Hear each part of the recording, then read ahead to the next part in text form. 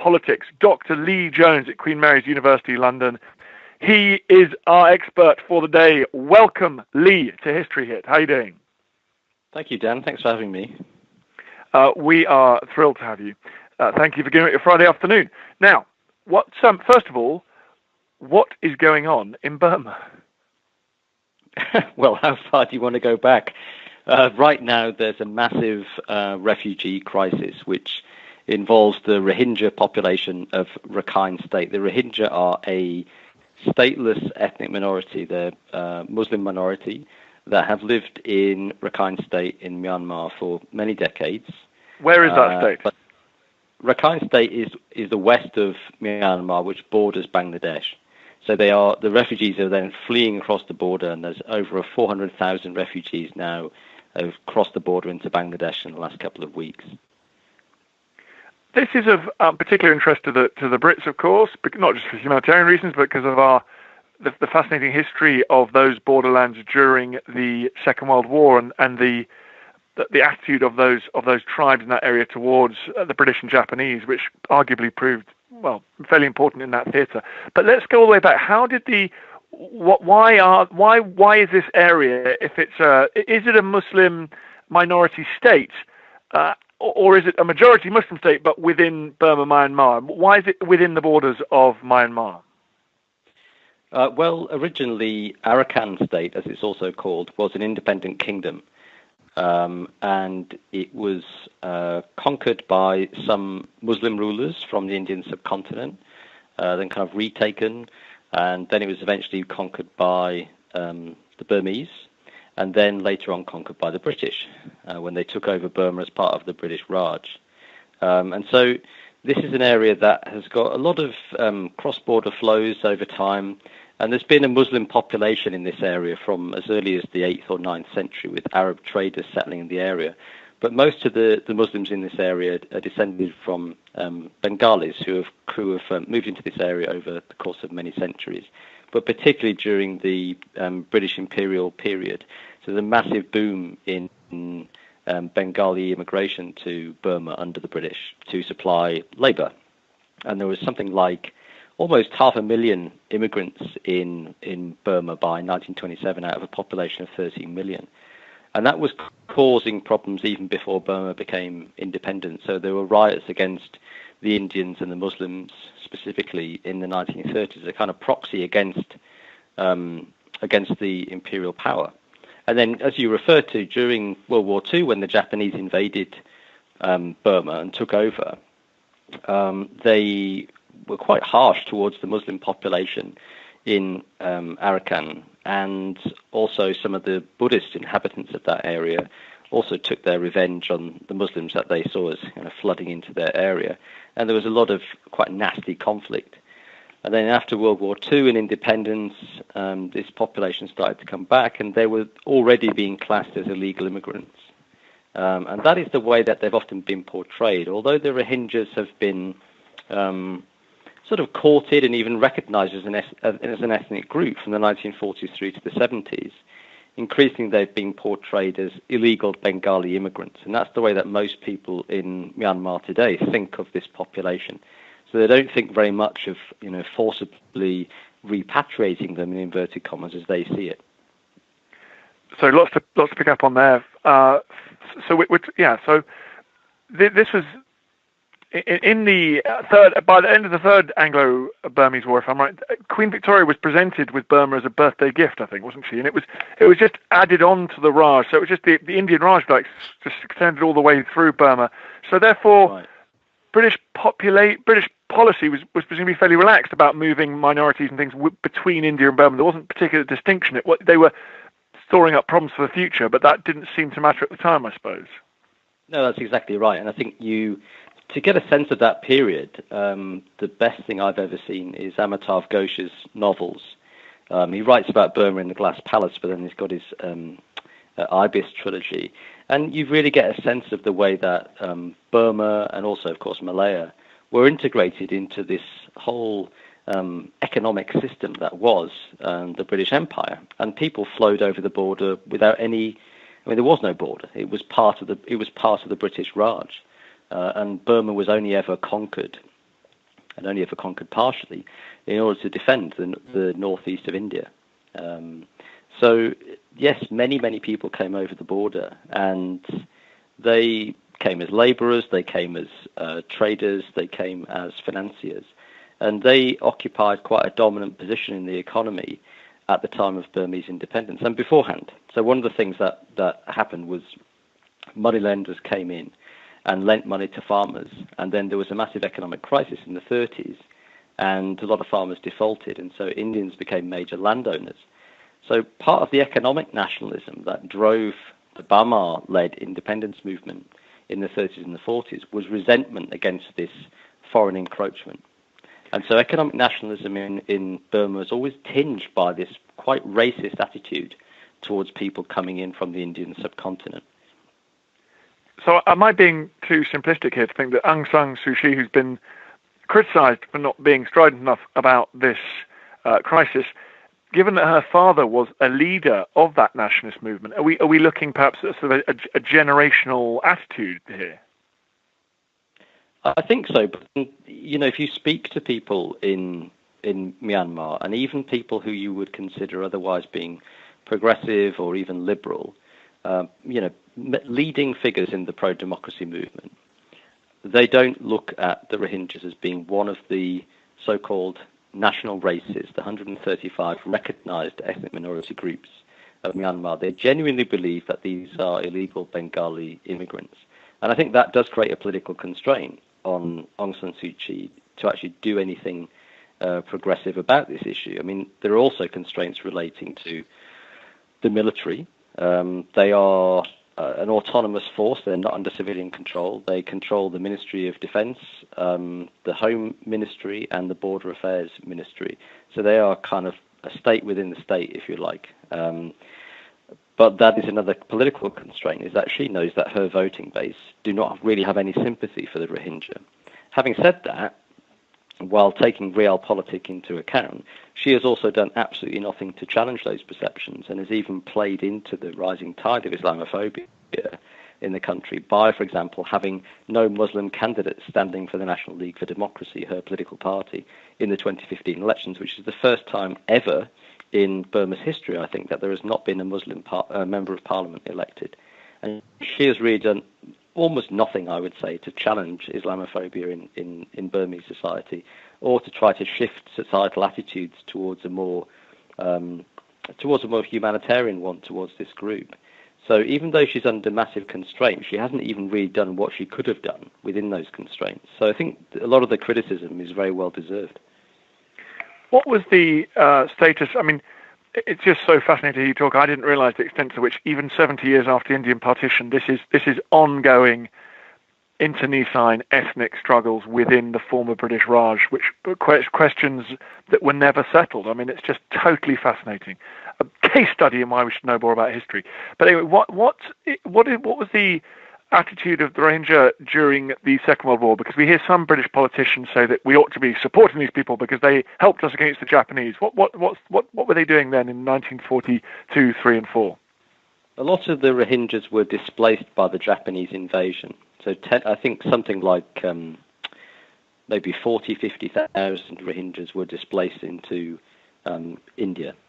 And the British did recruit some Rohingya volunteer forces to launch raids into Japanese-held Burma. But apparently what quite a lot of these groups did is instead launched attacks on the Rakhine Buddhists, who are the dominant ethnic group in Rakhine State. So there was a lot of really quite nasty, low-level ethnic conflict all the way through the Second World War. And so in a way, the Rohingya are one of those groups that are associated with British colonialism in Burma.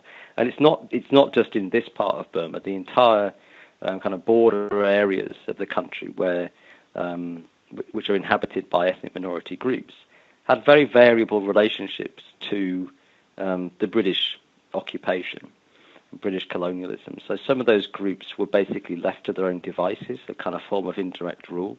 Others became very, very prominent in the administration, and particularly in the colonial army. And so for the Bamar, which is the dominant ethnic group, some of those groups have very dubious loyalties towards the new state. And there were ethnic separatist insurgencies launched even before the country formally became independent. And Burma has the world's longest-running ethnic wars. And all of that can be traced back in some form to the impact of British colonialism in the country. There's been a bubbling ethnic war going on in that case for decades. What has happened this time round that has caused this to flare up and to become such an extraordinary humanitarian crisis? There's been many rounds of forced displacement against the Rohingya, in addition to grinding counterinsurgency campaigns against armed minority ethnic groups in other parts of the country. In this particular instance against the Rohingya, there were sort of clearance operations launched in 1977 that pushed something like 200,000 Rohingyas into Bangladesh. Most of those were eventually repatriated. Through the 80s, they're then stripped of their citizenship, bit by bit. And in 1992, there's yet another clearance operation, pushed about 250,000 Rohingyas into Bangladesh. Again, most of them were eventually repatriated by 1997. And what's displacement is the third kind of massive round of ethnic cleansing. And this began in a slightly different way in 2012 as communal violence between the Rakhine Buddhists, the ethnic minority group that are the majority in Rakhine State, and the Rohingyas. And this led to a big influx by the army and big security crackdowns and the forced segregation of the two communities and really appalling conditions in the internally displaced persons camps. So that led to more refugees fleeing. About 140,000 Rohingyas were displaced then, and up until recently about 120,000 of them remained in camps. Then there was a refugee boat crisis in 2015, and then eventually in the autumn of 2016 we saw the formation of what is now called the Arakan Rohingya Salvation Army, which is an ethnic minority militia group which its stated aim is to defend the rights of the Rohingya and seek self-determination within Myanmar. And it attacked some security force stations, and that led to a massive security crackdown, and again 60,000 refugees fleeing to Bangladesh. The latest crisis, which far exceeds the scale of even the worst forced displacement in the past, was sparked by another attack by this militant group on police and army stations, which led to a massive army counter-reaction that has forced over 400,000 people across the border, which is 40% of the Rohingya population. So whole villages depopulated and often burned to the ground by Rakhine militias that are operating alongside the army, and about 1,000 to 3,000 people killed in the violence already. So the immediate spark was this attack by the Arakan Rohingya Salvation Army, or ARSA. But this group claims that it was reacting to provocations by the Burmese army, which was apparently blockading a couple of townships and essentially starving the population. It's not clear exactly what sparked it, but that was the thing that triggered this latest catastrophe. Thank you for that. That's comprehensive. While you're here, we should probably just quickly talk about Burma. People have heard of Myanmar having a military dictatorship. Can you? And you've mentioned that the role of the army in and its importance within the state. Can you quickly talk about where we are with the movement for democracy within the wider Myanmar, and also how did the army come to take over in the first place? The army stepped in first in 1958 and then on a longer-term basis in 1962 in response to their fears that the country's territorial integrity would be torn apart by ethnic minority separatism. So that's always been the army's top security concern, and it's waged decades of counterinsurgency to prevent that happening. So the military initially ruled directly, and then through a one-party regime called the Burmese Socialist Program Party, which became very sclerotic and collapsed in 1988 amid widespread protest in the Myanmar heartlands, while the ethnic minority insurgencies were still going in the borderlands. So then the military ruled directly for the next 22 years. The military quelled quite a lot of the unrest in the borderlands by signing ceasefires with the ethnic armed groups and concentrating their forces against the rest. And so a kind of uneasy, temporary, fragile peace was established in most parts of the borderlands for the first time ever in Burma's history. And so what the military then did, having kind of brought that relative stability about, was they superintended a transition to what they called disciplined, flourishing democracy. So they basically imposed a constitution on the population, the 2008 constitution, which had been on the table in the early 90s, but had been rejected by the ethnic minority groups and the democracy movement led by Aung San Suu Kyi. But the military was strong enough to impose it a second time round in 2008. And then there were elections in 2010 and a shift to a new kind of semi-civilian government, which was ostensibly elected, led by the United Solidarity and Development Party, which was basically people from the old military regime. And then fresh elections were held in 2015 for a new government, and the National League for Democracy won a massive landslide.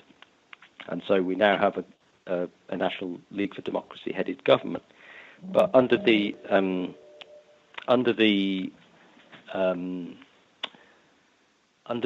constitution, Aung San Suu Kyi cannot become president. So she occupies this newly created role as state councillor, which is a kind of prime ministerial type role, and the president is just a figurehead. But as I say, the military's role is entrenched still throughout the state. So they have 25% share of parliament, which means that their approval is needed to get the 75% plus majority needed to amend the constitution. And they control those three key ministries: defence, border affairs, and the home ministry. And the army is also completely autonomous. It's under the command of the army, the military commander-in-chief, not the civilian president. So basically, we have a situation where there's relatively free and fair elections, and the civilian government has some power and authority, but only within red lines laid down by the military. And the ultimate sanction is that if they think the country's sovereignty and integrity is at risk, they're actually, in fact, constitutionally obliged to take power again.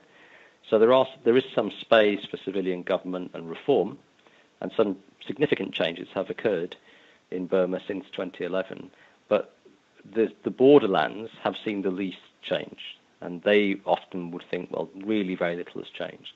So the Bamar heartlands and the main cities have seen some quite dramatic transformations, but still ethnic minorities are still looking for justice, access to resources, respect for their own culture and languages and so on, which has been denied to them since the beginning of the Burmese state. Lee, that was a tour de force. Thank you so much for coming on and flagging up so many important bits of history that we need to know about as we watch those pictures of the Rohingya suffering so terribly.